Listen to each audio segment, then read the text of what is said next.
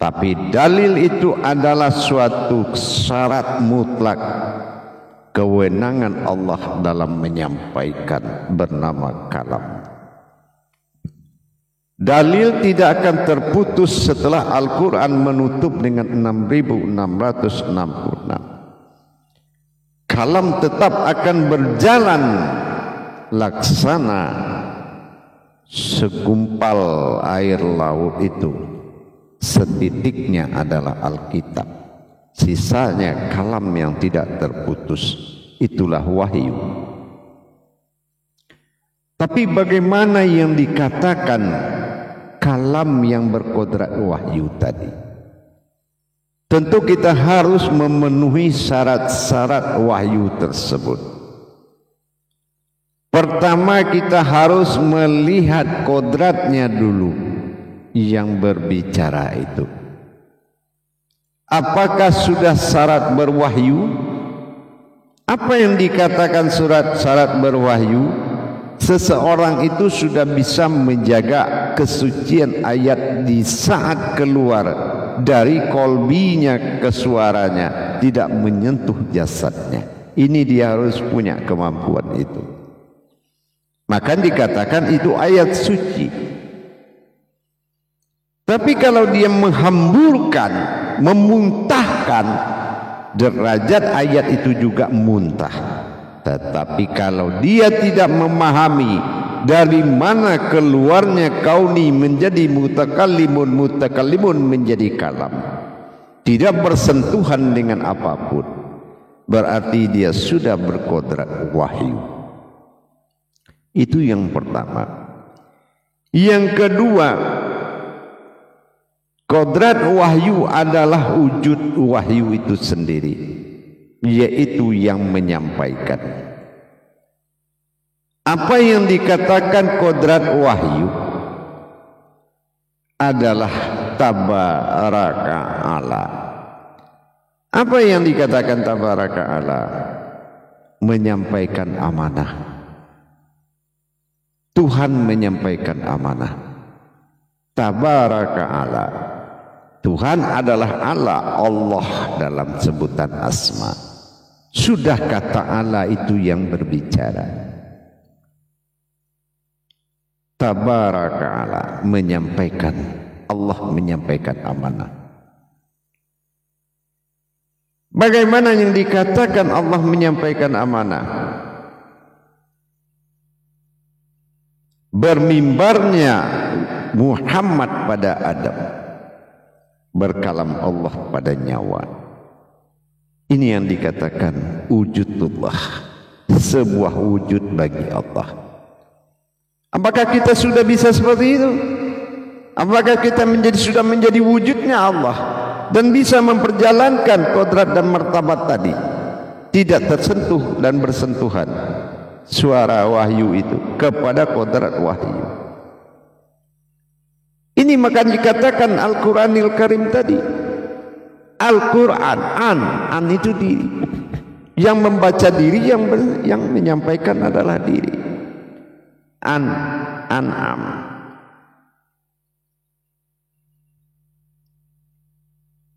Sudahkah kita bisa seperti itu? Apa yang dikatakan kalamullah, yaitu kitabullah, bidahlihi marifatul haq bil ilmi. Dalilkulah dasarnya sebuah kebenaran. Tapi kalau aku tidak berdalil, itu tidak ada kebenarannya di situ. Hanya sebuah pengalaman yang dibagi-bagikan. Mana kodratnya? Pengalaman itu kodratnya mana? Inilah yang paling utama. Mendirikan kodrat dengan iradatnya, barulah nyata ilmu. Tidak ada kita di situ. Ini adalah wujud yang bercerita. Ini yang dikatakan wahyu.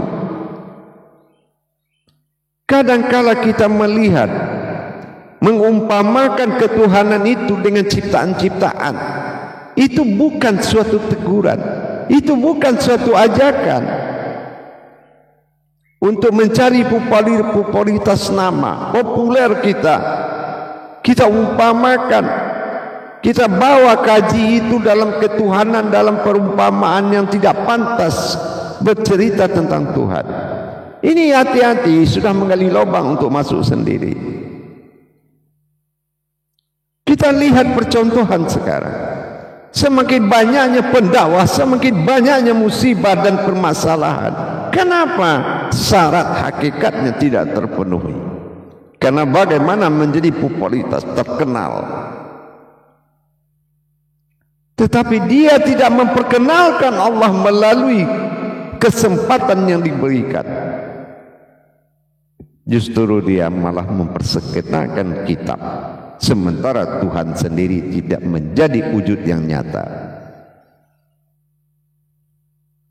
Kalau memang kita menyadari yang di depan itu sudul kasrah fil wadah, dia kita sama dalam wujud penampakan batinnya Allah. Kenapa harus ada perbedaan? Didahulukan selangkah, ditinggikan seranting untuk dimuliakan, bukan kemuliaan untuk merendahkan dan penghinaan. Ini yang jauh dari tujuan Tuhan. Bagaimana bisa menjadi orang berpengalaman saja kita sudah menjatuhkan harkat dan martabat? Bagaimana bisa menjadi wujud-wujud dan mawujudnya? Ingat, awal diri adalah Tuhan, ilah badal tunggal wahid mula jadinya. Dunia adalah ujian iman. Kita diuji. Yang diuji itu apa? Ketuhanan diri kita kepadanya.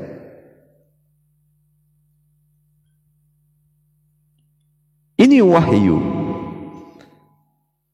menyampaikan amanah Allah dengan tabaraka Allah. Hanya Allah yang bisa menyampaikan, dan kita adalah lembaganya yang mengkabiarkan.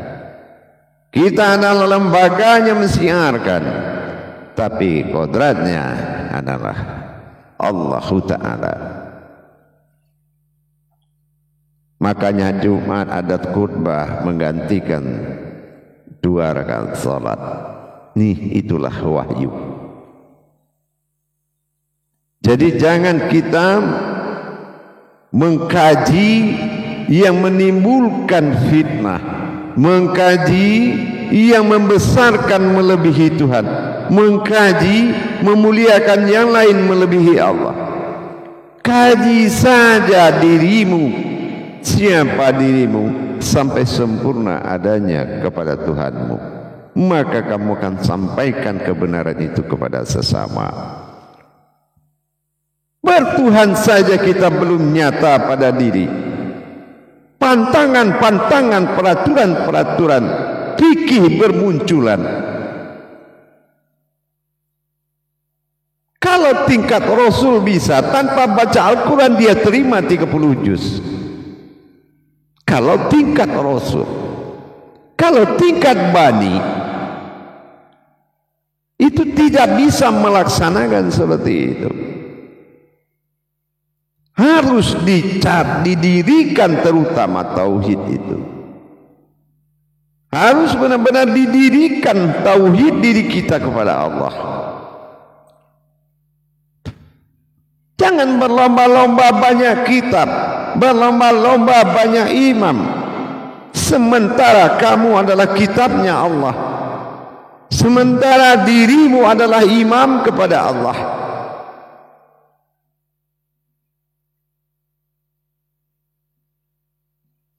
Di dalam dunia memang pantas pohon beringin, buah kecil, daun banyak, pohonnya besar.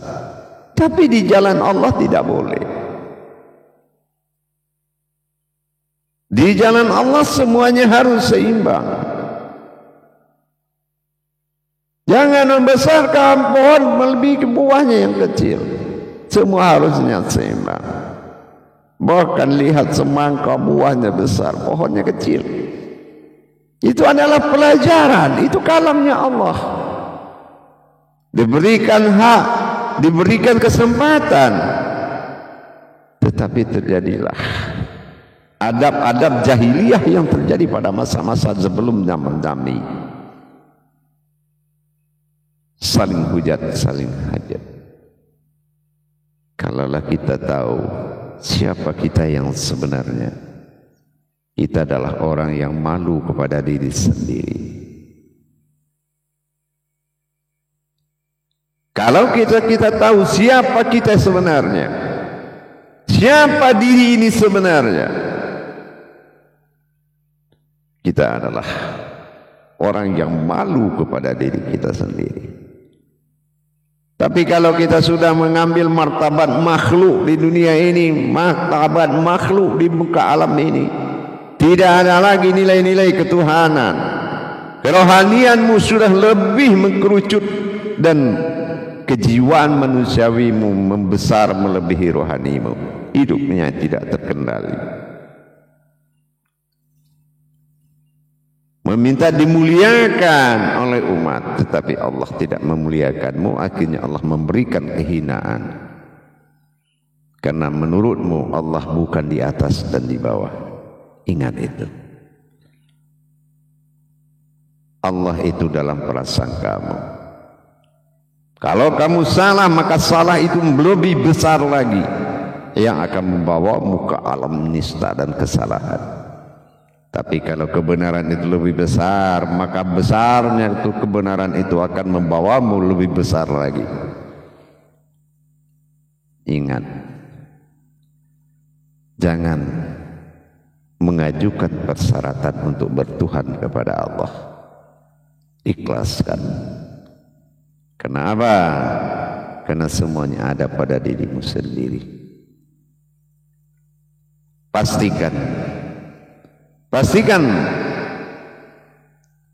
jaga kalam-kalam tauhid ini. Tidak mudah. Banyak orang yang mengerti tentang tauhid. Tauhid ilahiyah, siriyah, ghaibiyah, banyak.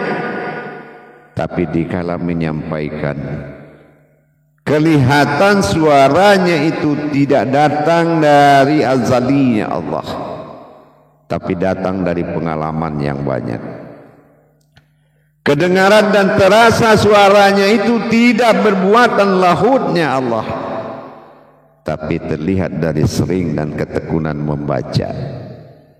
Akhirnya tidak ada sambutan oleh rohani lain, maka tidak terjadi ijab qabul, berkah dan hidayah. Dikarenakan potensinya hanya pengalaman, maka pencapaian wahyu mengatakan, menceritakan tentang kedaulatan Allah bernama Tuhan harus sesuai kayat-kayatnya. Jangan memberikan percontohan-percontohan ketuhanan dengan yang tidak pantas, dan mengalamkan dan mengkalam-kalamkan ketuhanan yang tidak pantas. Ingat itu.